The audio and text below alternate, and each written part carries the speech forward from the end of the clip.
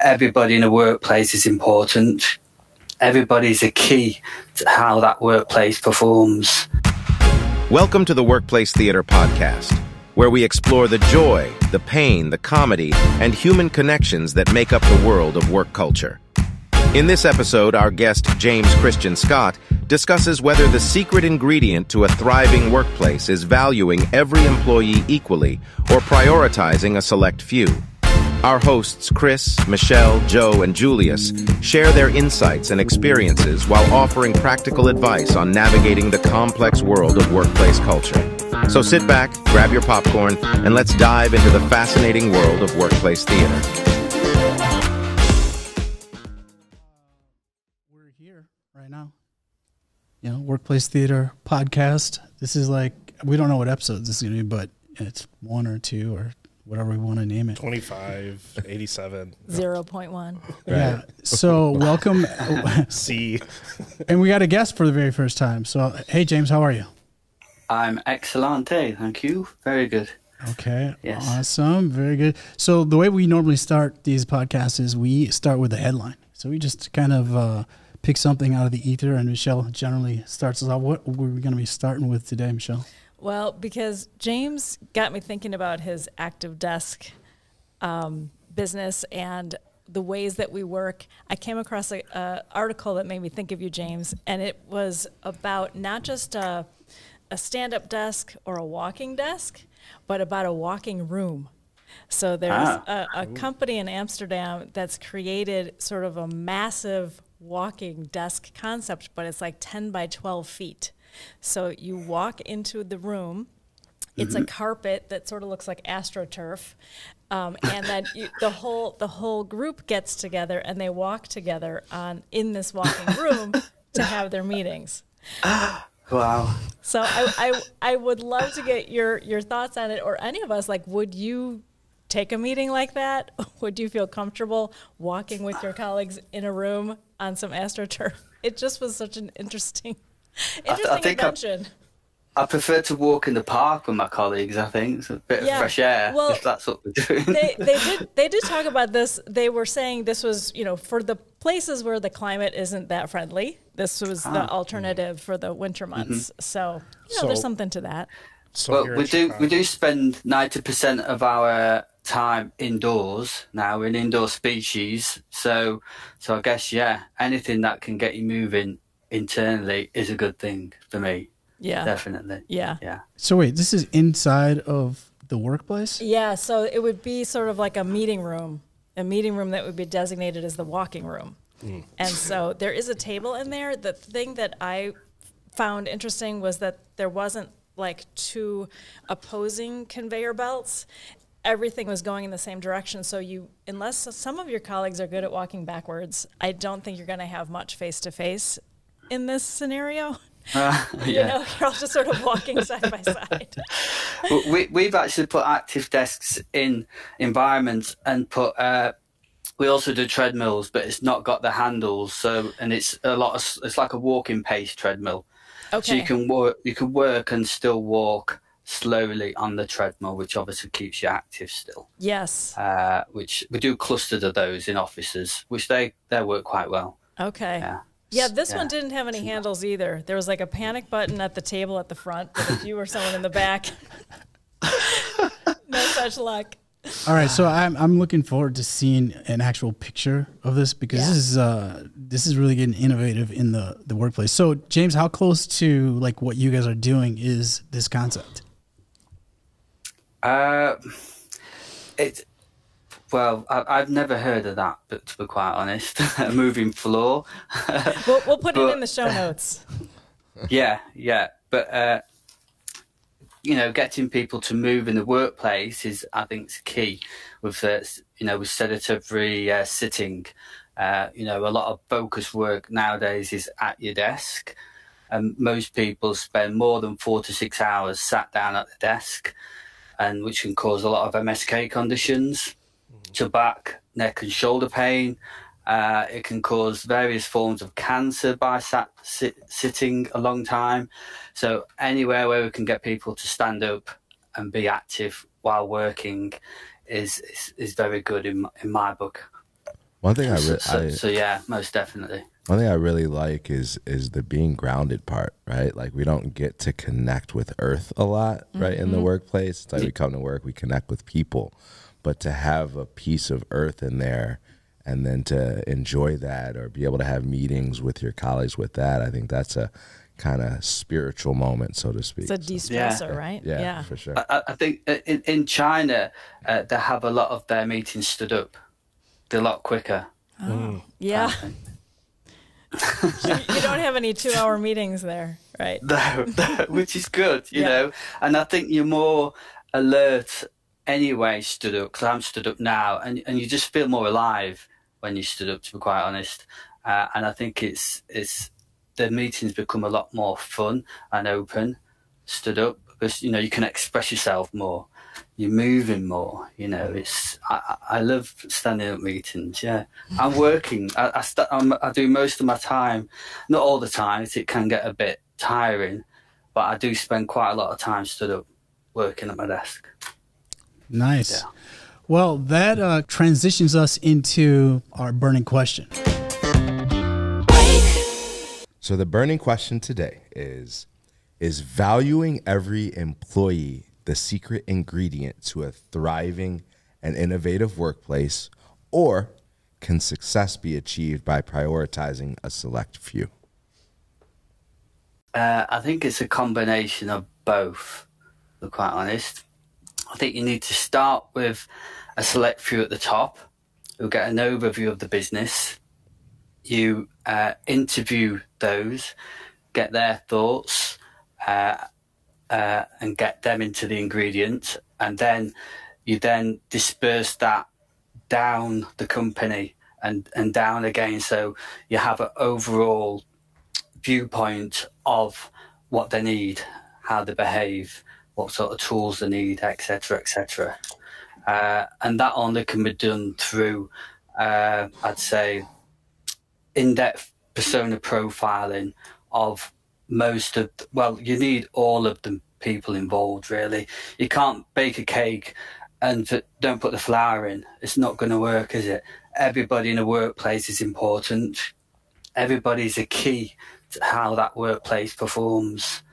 And that is really important. Whether it's the person cleaning the toilets, to the CEO, they're all one whole, and that whole makes, that output of that business what it is, in my book. And just to give us a little context, James, tell us a little bit about like your background and your company, Cube8 Studio. So I started 23 years ago for a company after I finished university, just space planning officers, and I was just given a brief, and it was basically the brief came either from the FD, the CEO, or the operations director from the business, with no interaction from any of the staff or any of the team leaders. And it would usually be, okay, we need so many meeting rooms, we've got 100 staff, we're going to expand to another 20%, we need a kitchen, we need a comms room, and this, that, and the other. So it was a very basic brief, what they thought the company, the staff needed. So I used to get this brief and then start space planning it based on what they've given me. And I'm going, where's this information come from? What's it based upon? Has any of the employees had an input on how they work? Because everybody seems to be working in the same row of desks. You've just got all rows of desks in an open plan. Everybody's on the same desk. Everybody's using the same tools. There's been, they're just putting meeting rooms. We'll have 4 persons, and I'm thinking, why are they wanting these number of meeting rooms and the same equipment in all the meeting rooms? There's no diversity of there's 52 different meetings you can have, and they've given me, 6 meeting rooms and they've all got the same equipment in. Now, there's no diversity or flexibility within those meeting rooms. So I started questioning what they was giving me, basically, on how the brief was coming to me. And I started then asking more questions, asking why why do you want this meeting room with 6 tables, and why do you want this equipment? What's it based upon? So I just started asking more questions, and then finally I convinced one of the CEOs if I could start interviewing the heads of teams and try and get some more individualized working patterns from the teams on how they work, what tools they need, what kind of meetings they have, etc. So let me ask you a question. At this point, when you were thinking about like the diversity in rooms, did you have kind of an idea what they should be, or you just knew that they shouldn't be just 6, or where they shouldn't be the same as what they were talking about? Yeah, I just thought, well, surely everybody can't be working the same. There's such diversity in a workplace, but there's no diversity within any of these rooms. They're all exactly the same. All the desks are exactly the same, all the same size. Not everybody works on the same size desk, do they? Some people spread out papers, some people don't need a big desk. So it was just such a narrow-minded thinking about, well, I know what you need, coming from a hierarchy, rather than, let me find out what my staff need. Mm-hmm. It was the opposite way around, really. So yeah, I was just more inquisitive in my younger days, basically, and more thinking, well, I can design workplaces better than they are now. Because I used to work, because how it first started as well, we used to do a lot of building appraisals. So before we even put pen to paper, we'd go to a workplace and analyse how they're working now. Say if they wanted a refurbishment or they were moving, we'd basically, I'd go to the building and look how they're working, shadow people. Are they using the meeting rooms the right way? How often are they using the equipment, the meeting rooms? And I can remember going to one office, and there's a big call centre. I'll not mention the company, but it's a big company. And basically I walked into the office, and it was just a sea of people in this office, and they had screens really high like this. And my heart just dropped. I thought, they spend all their day literally looking at a screen like this. And I thought, this is not right. You might as well just work in a cell. It's ridiculous. So that kind of fueled me to try and improve how people worked in a workplace environment. But to get that information, I knew I needed to ask, the actual individuals who are doing the work, basically. I'm curious if you have heard anything really surprising from some of the people you mentioned, even the people cleaning the toilets, from some of the people that may not have typically been consulted in these kinds of conversations. Do you have any examples of anything really surprising that came across through those conversations? All the time, yeah, all the time. And I usually get them when I'm actually doing the building appraisals, when I'm walking around, because usually the CEO or the FD sends an email out saying, James is coming, he's a workplace consultant, he's going to look at transforming the business, ignoring what he's doing. He might be taking pictures, doing this, doing that, just ignore him. But I always make an effort to try and talk to people there, because that's where you're going to get the best information, the people on the floor. So all the time, I get such information that I would have never got from a brief. And it could be that as simple as, well, our team are based next to another team and they're so noisy we can't focus. So they've got the adjacencies wrong. And so, that's just down to the CEO thinking or assuming these two teams need to be next to each other. Mm-hmm. But they don't necessarily, when you actually look into it, they don't need to be that close to each other.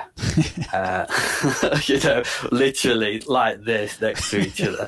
You've got a sales team who are like this all day, and then you've got people who are on focus work on the desk like this with the headphones on all the day.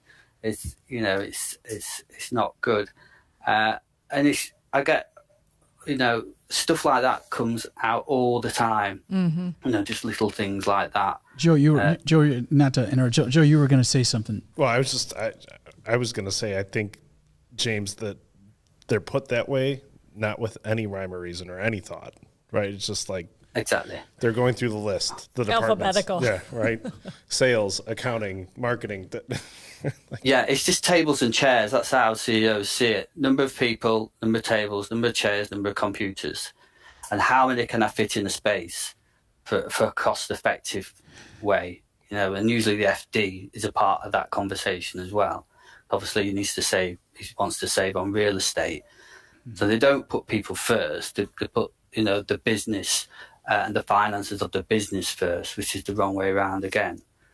Really. And for those that don't know, FD would be like the facilities director or the facilities people. Finance director, deals with the money. Yeah, he gets involved quite a lot. He has to write the checks. He's like, hold on a second. He's like, hold on a second. One less chair.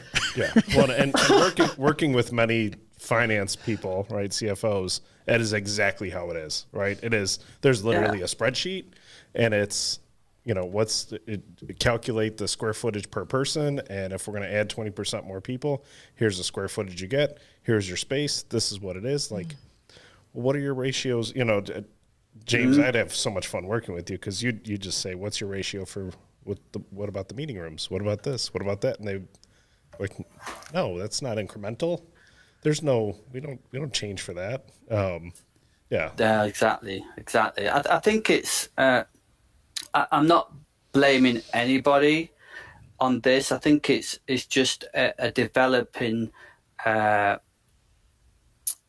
subject that we need to do more and more of, especially now COVID and things.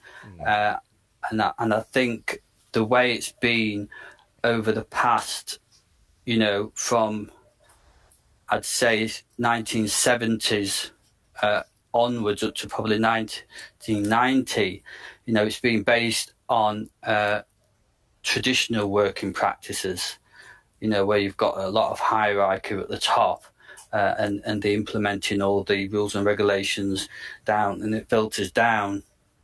Now, since then, a lot of new savvy businesses have opened, a lot of technology's come in, and you're getting a lot of younger CEOs now a lot more open to collaboration and understanding how things work better when more people are involved, having an opinion. Yeah. So when's the first time that you actually started to feel the way that you feel? Because when I listen to you talk about this, and you said when you walk into an office and you see all those screens up and your heart just drops. Like, how long have you had that specific feeling, and where did that come from? I had that 15 years ago, and I knew something had to change. So it's been a long, hard process. I think most of it's trying to convince people that, the top of the business, and nobody wants to pay for it either. So most of the time I've done it for nothing, which is it can be a long process. But at the end of the day, people, people spend half their waking life at work, which is a long time to spend in a place that's not, that's not working for them. That's drab. That looks awful. That's, you haven't got the right tools. That's where most of the mental health comes, in a workplace. And your environment is key, to help with your mental health, as well as it's an holistic thing, mental health. But your environment is one of those keys, to drive that, people. So it's been difficult, to say the least, and sometimes I've given up on it and just took the brief off them. But my heart, pounds, and then I've got to go back into it and say, no, look, can I just do this? I'm not going to charge you for it. Let me just ask more questions. Let me just ask this team. Let me just go and ask these. And then once they start to see the results from what I'm doing, then they start to soften. They start to get it. They start to realise. So I think what it's been mainly is they've just not been made aware of the benefits of human-centred design, because it's not been a traditional thing to do many years ago. And now it's becoming more aware, and us as humans now becoming more, I'd say, more loving to each other. If it's a funny, a thing to say, we just are. You know what I mean? We're thinking more humanistic about the individual needs of people, rather than, at the end of the day, we're a collective together as a whole. Yeah. So I think it's come naturally as it's come in human-centered design. So let me ask you a question. So then did you, through frustration of when you started to, in your early years, is that why you started your company? How did that happen? And tell us a little bit about your company. Yeah, I back in 2008, I got made redundant from the business, from a design and build business, which was my first job, where I was space planning and doing interior design. And then I decided to set up my own business, which we called JCS Designs at the time, which is my initials, which is what most people do when they set up a business and they don't know what they're doing. So I did that, and so it was in the recession 2008. And I actually thrived in that recession. And a property company in Manchester, I was doing all their work for them. And they asked me to bring my business into their business, because they had a lot of contacts with a lot of the big businesses in the city centre. And that's where I wanted to be. That's where I could make the biggest impact. So the decision was, okay, I'll go there and do it on a bigger scale, basically, that I was doing just from my bedroom, basically, at the time. So I set up the design department within that company, and that's when I started really getting the big jobs. So relocating like 600 people to a new office. So the experience I learned from being thrown in at the deep end, basically, was huge. And while I was thrown in the deep end, I got then to implement this, and it wasn't as refined as I've got it now, but it was more of a learning 4 years of doing interview questionnaires and workshops and building appraisals. I got to do a lot of my kind of base work with that company. And then I decided to set up my own company. And it was only I just had different values from that other company at the time. So I set up Cubase Studio and thought, okay, this is where I need to really then start to work on my craft. I haven't got anybody else telling me what to do, or rushing or cutting corners. Do you know what I mean? I could work straight away from my heart and see where it took me. So that's kind of why I did Cubase Studio. It sounds like that's human-centered design of your business, right? Yeah. To kind of have that at the heart of what you do to bring that human-centered design to your clients. Yeah, most definitely. Because not that I know of, no design and build company or at the time when I set up was doing human-centered design. So I put myself on courses, paid for my own courses, and I did service thinking design, and just to try and understand more about it, the process, and so I didn't know how to really run workshops, and things like this, or do data collection, write interview questionnaires, because you've got all bias in there and things like this. So I've had to buy books, learn it, and so it's been a long process. And when you're trying to run a business and do all the design work and everything else around that, it's it can take years to evolve. Yeah. And James, just for our listeners who aren't as familiar with human-centered design, so how would you define human-centered design? It's basically understanding what employees need, how they behave, and then incorporating that into every aspect of the design process. So that could be online surveys, which that would normally go to, say if you had a business, it usually works for businesses with more than 50 staff, online surveys. So you would send out the online surveys to, accumulate how they work now and how they feel about how they're working now. So that could be activities, service features, accessory tools, equipment, the culture of the business as well. So all these surveys would all bring that information together, and it would give you almost like a pulse on how the business are evaluating, individually almost, and teams, on how the business is working for them. So you'd find within that data a lot of what's working and what's not working. And it's usually a lot of what not's working, which you would obviously get more, I get more out of that. Sort of the pains, the problems, it would all come out of these interview questionnaires. Mm-hmm. So we would normally evaluate those, that would come from the whole of the business. And then we'd have, on top of that, we'd have, which would be team or departmental interview questionnaires. And they would be normally one-to-ones with them, with the team leaders. So we'd collate all that information together, analyze that information, and then pick all the main points that we'd want to work upon that could improve, how they work, could improve the tools, could improve the environment in every single way.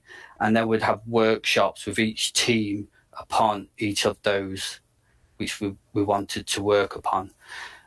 We'd get all that information, we'd do ratifications of that information, and then we'd pull together a workplace strategy document, which would have all the information there that's all being evaluated, all being inputted by everybody within the workplace, basically, that information. So that there'd be the results, and that would be our kind of blueprint then to give to the CEO, saying, here you go, this is what your company has asked for, how they want to work going forward, which doesn't just change their environment, it also changes how they work and where they work as well. Mm-hmm. So, they don't just have a say on what tools they need, what technology they need. It's also where they work as well, based on what activities and etc., what meetings, things like that they do. So that sounds like a pretty thorough process. So you can see where there'd be some pushback for sure, right? But in order because we're delving deep into, the business. So not everybody likes interview questionnaires going out to, the whole staff members, as you can imagine. So going back just a little bit though, when you said that, for the other company before you started your company, that you were kind of thrown in the deep end or whatnot. Like, mm-hmm. What's an example of being thrown in the deep end? Well, they were just, I was used to designing and delivering probably jobs at, say, probably max £500,000, like refurbishment. So there might have been 100 staff, say. So we had to relocate or refurbish those kind of offices. And then when I got with the other company, I was doing big jobs for like big tech industries. So we'd be relocating 600 people. So it was on a huge scale. And I've been maybe having 5 jobs like this a year, as well as probably another 5 or 6 small ones. So sometimes I had like 10 jobs on at the same time. Office jobs, relocation jobs on at the same time. So it's a lot of pressure, but you get to learn so much at the same time. So yeah, it just pushes you into a more efficient and organized way of working, because you have to be very efficient. So one thing that stuck out in our like kind of previous conversation, and because we focus a lot on work culture, right? Mm-hmm. And you were basically saying like the 3 components that you believe every workplace should have is it's if they can excel at environment, culture, and technology. Yes. Those are kind of the 3 components that you feel like. Talk a little bit about that. Yeah. So most of the top Fortune 500 companies in the world all have those 3 components right. So they have great technology in the workplace, they have an amazing culture, and they would have an amazing environment. And all these 3 together, it I believe, create an amazing workplace experience. So they're all key ingredients. You can't have one without the other. And I think environment's probably based on around 30%. Mm-hmm. And then I think you've got culture and technology then making up the other 35%. But they're all almost equally as important as each other. And I've seen so many businesses have got amazing technology. The environment's absolutely shocking. And then the culture could be okay. And you can see why they're not performing so good. Yeah. So I've been with businesses where, they've got an amazing workplace environment, but the technology's all over the place, and the culture's not so good, and they're still not doing too good. So we can evaluate those 3 through interview questionnaires on how people feel about those 3, mm-hmm. through questionnaires distributed throughout the business. And you can just find out, okay, we need to focus on technology because they've got all these errors here. We need to focus on, culture or this, that. So yeah, they're all very much interwoven within each other. Yeah. When I brought this to you, Joe, you brought in process, but then we kind of talked about like process being a part of all of them combined. So talk a little bit about that, because when I first so James, I love this concept, and I was actually, as you were sharing this, I was thinking about many companies. One of the things you said was Fortune 500s, and I'm remembering back to a conversation I just had with a former CFO of a Fortune 500 company, and he'd say the facilities were okay, the culture was terrible, and the technology, it was, they couldn't implement better technology fast enough, right? So, and this is a huge company. I won't say what it is, but yeah, in the Fortune 50. So yeah, as Julius brought this, I thought, there's the only element that's missing is process, right? And how does that fit in? So it could be you could think about your process being these 3 things, right? The components of how your technology fits in with your culture, which fits in with your environment or your facilities, right? And how does that then drive the work? How does that drive the interactions, right? And as you've been, I love this conversation because as you've been sharing things, right, we're thinking about, I have the sales team sitting next to the accounting team, right? Rather than the sales team sitting next to the marketing team, sitting next to the customer service team or the inside sales team or whatever components people have in their businesses. And so just not even thinking holistically, right, about what you're doing. And so this could, inside of a holistic process, these three components are extremely key to having that like best in class business that, even if you're 100 people, you're hyper efficient, you have the best place to work, right? And technology, you're on the cusp of creating technology because you're so far ahead of everyone else because you're not dealing with the nonsensical things or the issues inside of your culture, or not feeling like you can concentrate or focus because you're next to the person who's either playing their music too loud or is always on the phone, or just they like to sing themselves, right? So it's a beautiful concept, and I think we're only scratching the surface of what's possible. So James, when you're walking into a facility, or an organization, before serving, or getting any type of information, how quickly are you able to kind of assess what's happening, and then do kind of solutions already start popping into your head right away? Yeah, pretty quick. I was actually on site yesterday doing a building appraisal, and as soon as I walked in, I just walked around the office and then sat down in the kitchen, and then I sat down with my pad and I had the existing plan of the office in front of me, and I sat down, and then I just heard noises from right at the other end of the office, right, people talking, and there was literally about, I'd say, 50 meters away, which is quite a long way. I thought, okay. And then I walked to the other end of the office where there were those clusters who were talking, and I stood there, and then I heard people where I was sat in the T point talking 50 meters away. And I thought, well, I know why this is happening. I know why people can't focus. And that was why I had to go down to the office. I've got to replan all the office, basically, because people can't focus and they're all working from home.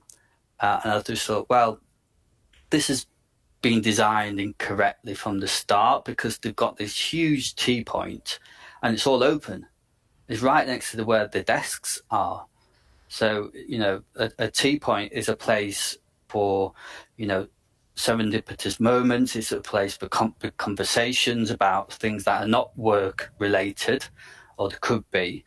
But, you have a lot of conversations and fun and chats in those areas, and they can be quite noisy when you're brewing and making drinks and making your food and things like that. And if you're trying to focus on a normal desk, where you've got a computer and it's focused private work, you don't want to be next to a T point which has got no doors on and it's just all open. So it's like that yesterday. I just thought, well, that's one of the reasons why they can't focus. It's blaring straight in front of me. I'm sat there experiencing it. So James, would you say you're not always 100% of a fan of open concept offices? I am and I'm not. And it all depends on how people work.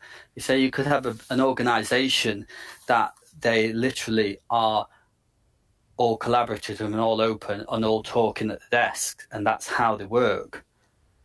So that's why you've got to understand how each team and each department work, how much, what's the process of their work, what kind of meetings do they have, how much thinking time do they need, and is it individualized thinking time, because that's where you get your best ideas, when there's complete silence.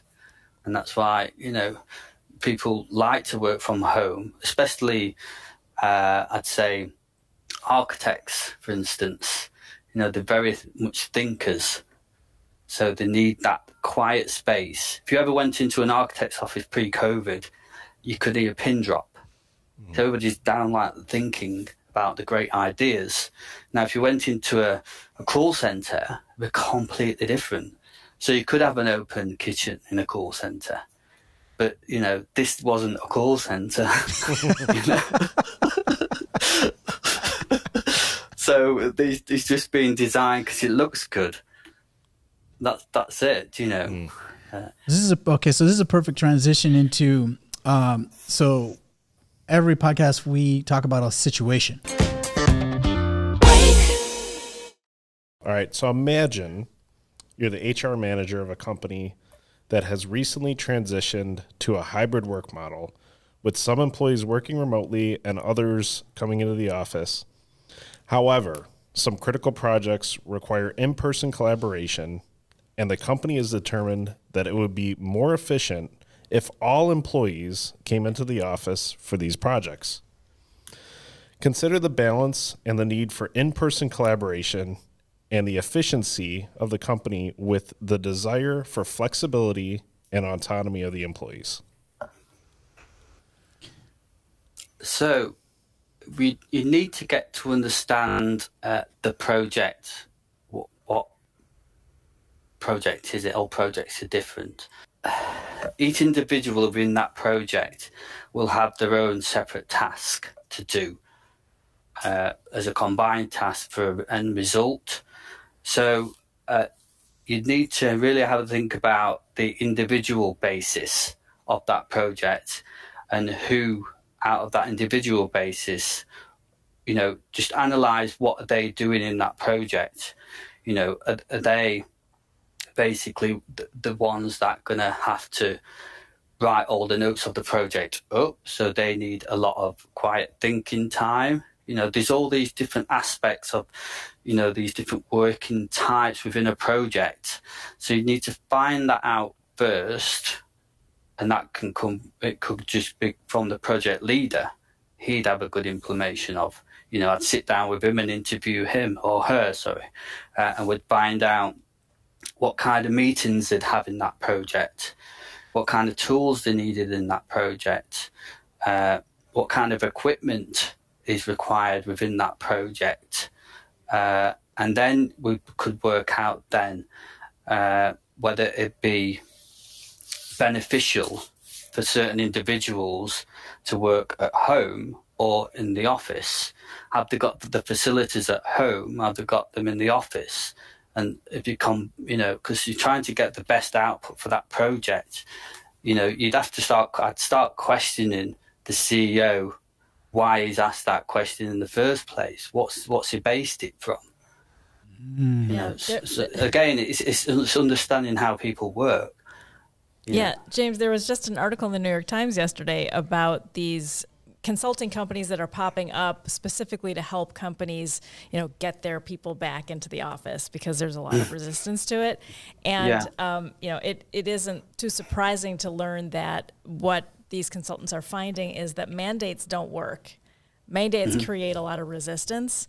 And it does show that the folks in charge who are putting the mandates out don't really understand how their people work from that individual standpoint. So just trying to create a space, and that's, your bread and butter, creating a space that works for people and that they want to be there.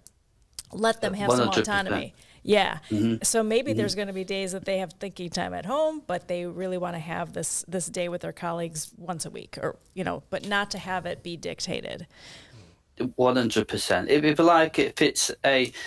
Because there's so many different types of meetings, and some meetings work better face to face, like meetings for innovation, in my opinion, always work better face to face. If you've got a lot of post-it notes and you get the ideas, you can just get the ideas from the quietest person in the room. The best idea will come, and you can be more creative and put it on the wall.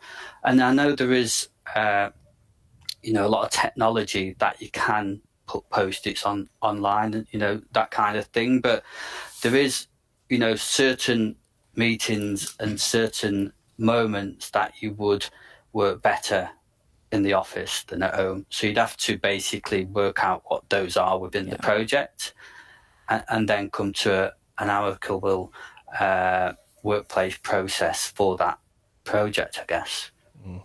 You know, James, as you were answering the question, what came to my mind was just the way that we do project management.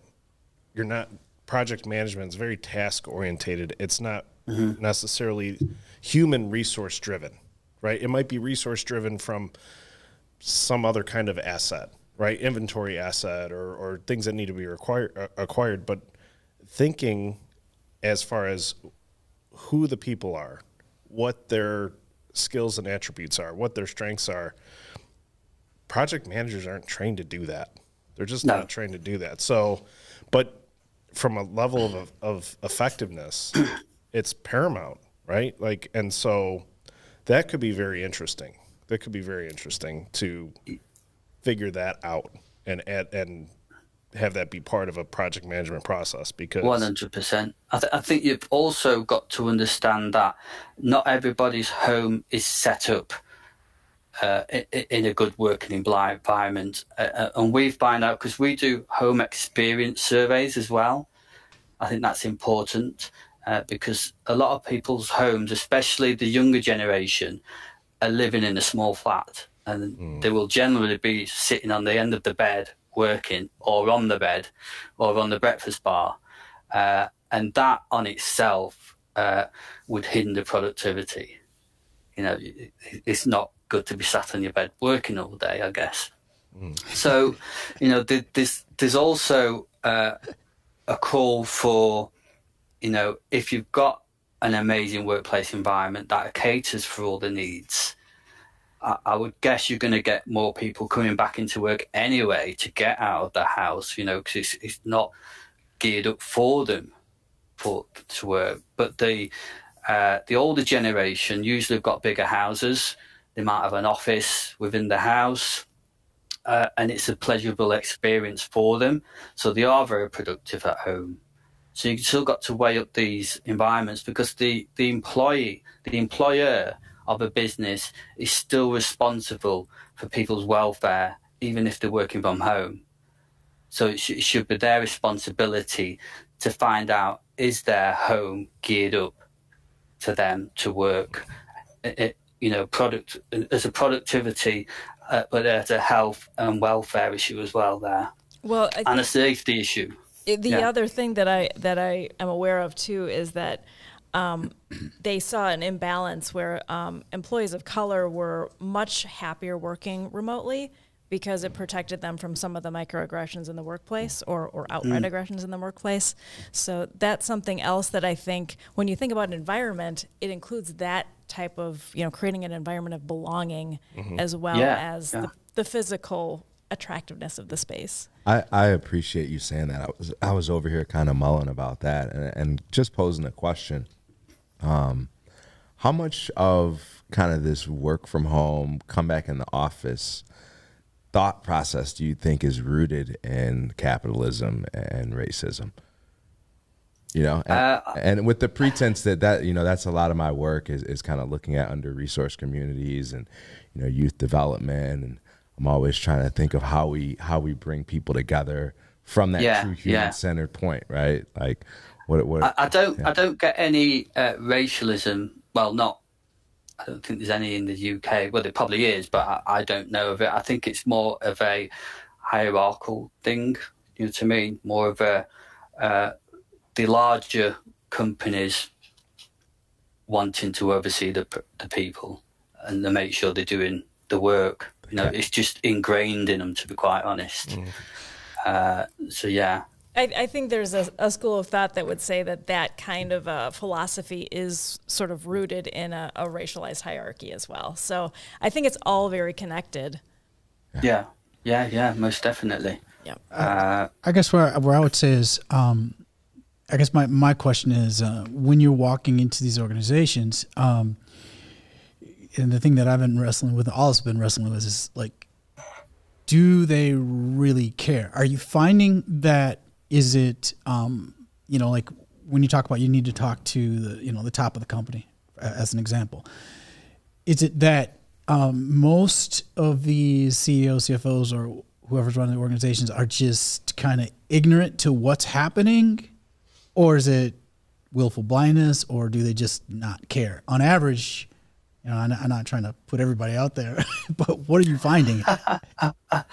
As I say, the younger CEOs are, you know, those are the ones that are implementing, you know, the change. It's just the older ones. It's like banging your head against the wall, to be quite honest. And until they disappear, I think it's going to be quite still a hard task to get through to them. But it won't be too long. Well, maybe 10, 15 years, 20 years. Yeah, there are a few that'll change when they see somebody else do it. Right, it's someone of their generation do it. Well, it's not even of their generation. It could be the younger generation where they see somebody having success and it's like, whoa, wait, what are they doing? Oh, all right, now I get it. My baseline has changed. Okay, so the game has changed. I need to adapt with the change of the game rather than saying, you know, my education that told me we have to do things this way, right? Productivity is all based upon how much you can squeeze out of the turnip, right? Like we just we push that that LinkedIn post again of that video, right? It's the concept of what do you get when you demand something from someone, right? The most you'll get is what you asked for. But if you can inspire them, the least that you'll get is what you asked for. They'll be willing to jump through hoops for you, do more. But that's not what was taught in management classes, right? Leadership wasn't taught until when did Harvard start to shift and pivot to leadership? 2002, I think they had the first inkling of that. Like, we should move in this direction. It's more beneficial.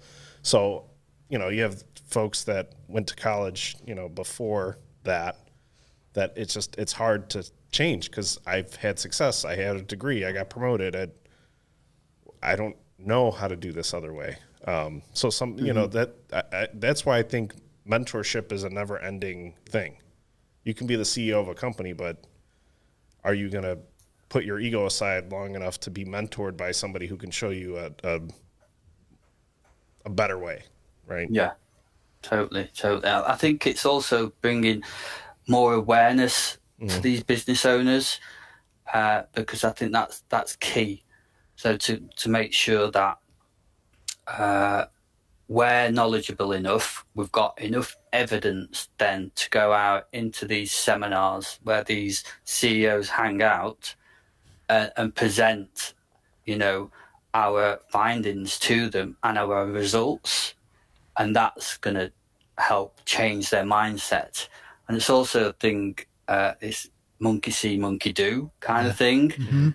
So look at that business, what you've just said there, you know, look how they've thrived from, you know, implementing these ways, you know, the culture, the technology, you know, the human-centered design, the environment, etc. So yeah, I think it's building that awareness within the industry, which it's never had. Well, that gets us right to the last part of the podcast, which is workplace stories. So Joe's going to read the workplace story, and this is, you know, giving us an idea of what's actually out there after we've reflected on like kind of all aspects of human-centered design, human-centered engagement, and work culture.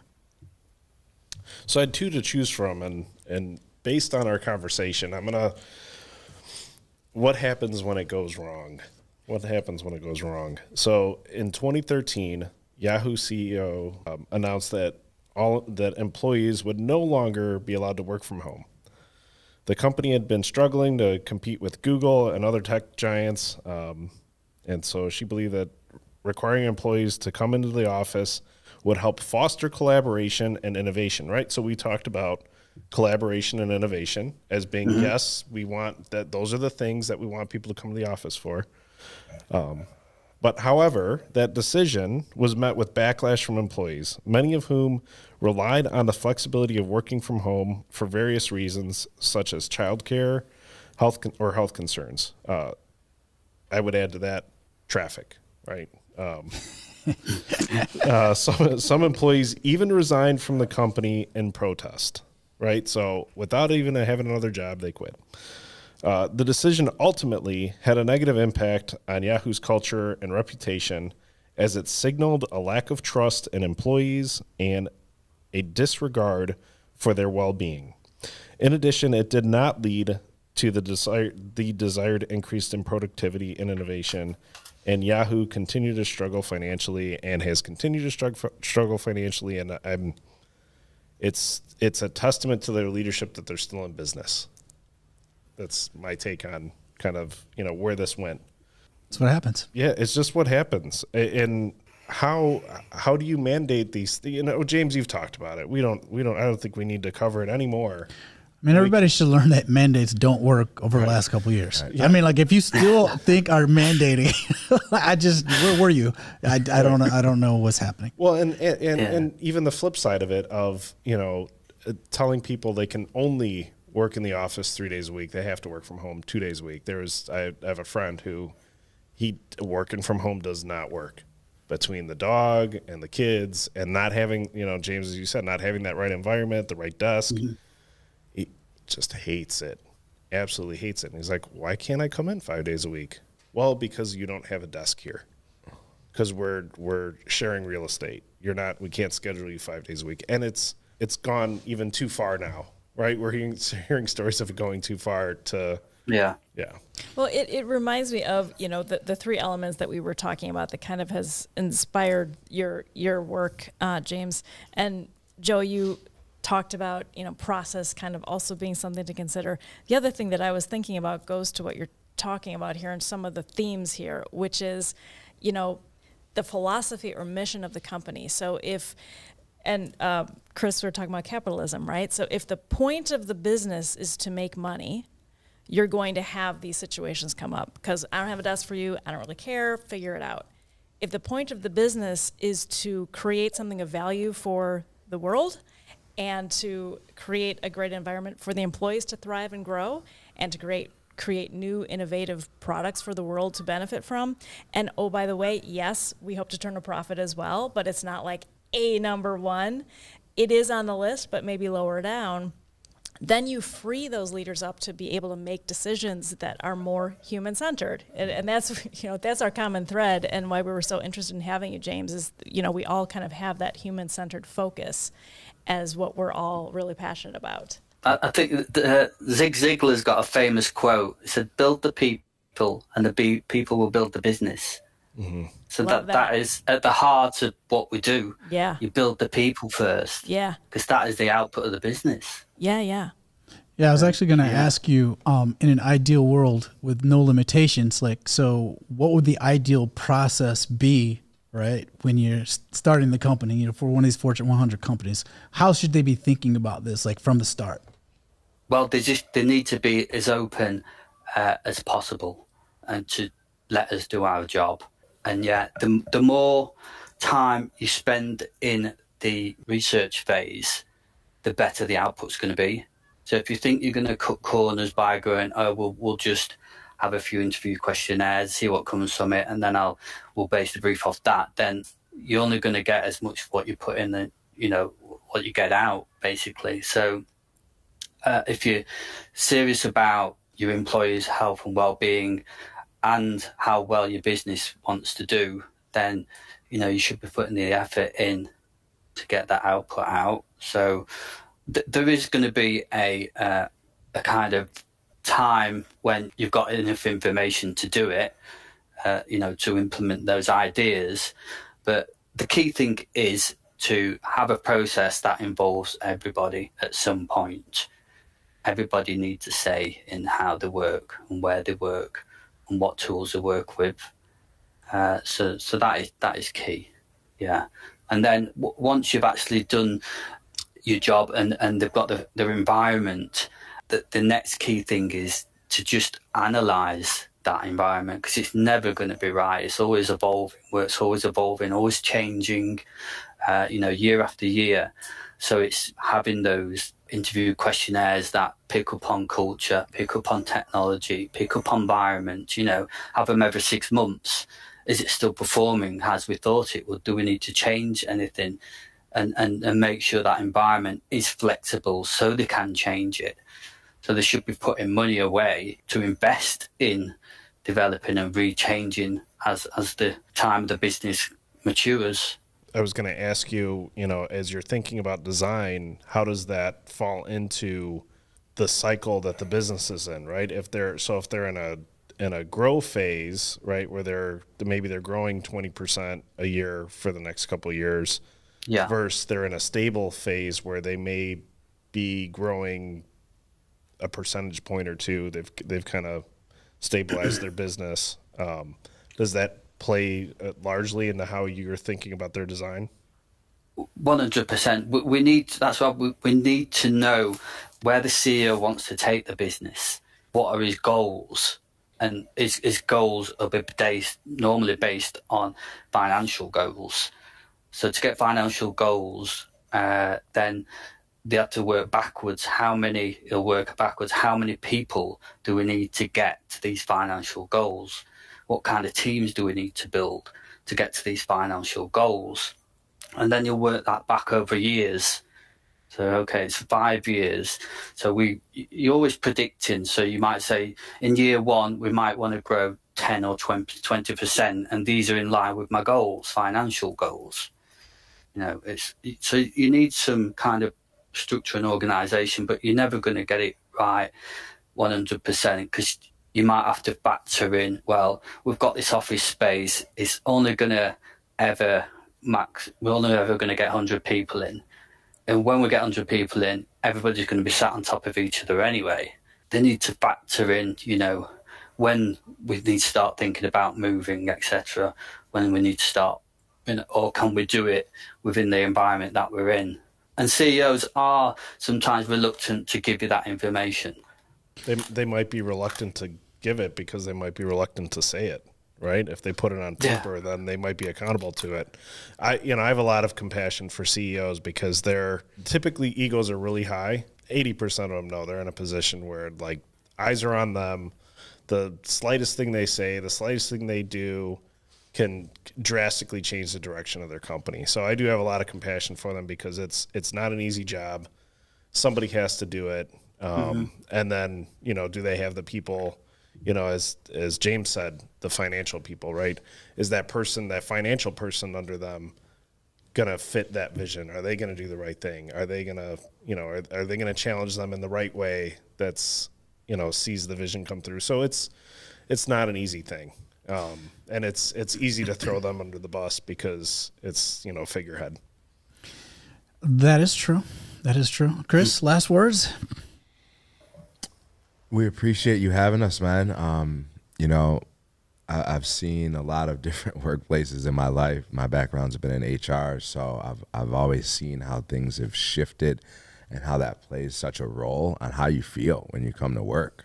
So I appreciate the work that you're doing because it's needed. I wish we could take your brain and put it into every CEO and every HR professional's head so that they can get the magnitude, right, of the holistic way of looking at work. So just thank you. 100%. Yep. Michelle, last words? I can't top that. Great to have you, James. It was wonderful to talk with you again. And yes, thanks for all the great work. Joe? Thank you, James, for finally getting a chance to meet you and talk to you. Julius has been mentioning you for years now to me. So glad that we're actually able to make this happen, and hope it's not the last time we see you, or not. Or that it's not in too long that we see you again. And James, last words for you, and then of course, please let everyone know where they can find you. Like everyone being the CEOs, CFOs, and those decision makers around the world. Where can they find you? But give us your last words first. No, I just want to thank you for enabling me to make more people aware of the importance of human-centered design and the impact that can have on a business, but more importantly, human beings and their life and their experience and their health and their well-being. So, yeah, the more we get it out, the better the world's going to be, for sure. You can catch me at cube8studio.com. That's number 8. Cube8studio.com. Well, it's quite hard to catch me because I'm really busy at the minute, so you might struggle. But yeah, I mean, feel free to send me an email if you wish, James at cube8studio.com. Quite happy to answer any of your workplace queries, questions. If I can help, I will most definitely help. Yeah. Awesome. All right, James, thank you so much. This has been a great day, and almost like, learned a lot today about the workplace and being connected. So thank you. And until next time, everyone, Workplace Theater, please tune in. Thank you, James. Thanks, James. Thank you. Bye. Bye. If today's discussion resonated with you, don't miss out. Hit the subscribe button now, leave a review, and rate Workplace Theater. Your support helps us improve. Do you have questions or comments? Click the link in our show notes. We'd love to hear from you. Thanks for tuning into the Workplace Theater. We hope you've enjoyed our podcast. If you're interested in new ways to inspire your team, need help with a sticky workplace situation, or you'd like a communication and engagement strategy for an upcoming important objective, please contact us by emailing workplacetheater@gmail.com. This has been a Working Better Together experience, a division of Exponential Consulting, LLC.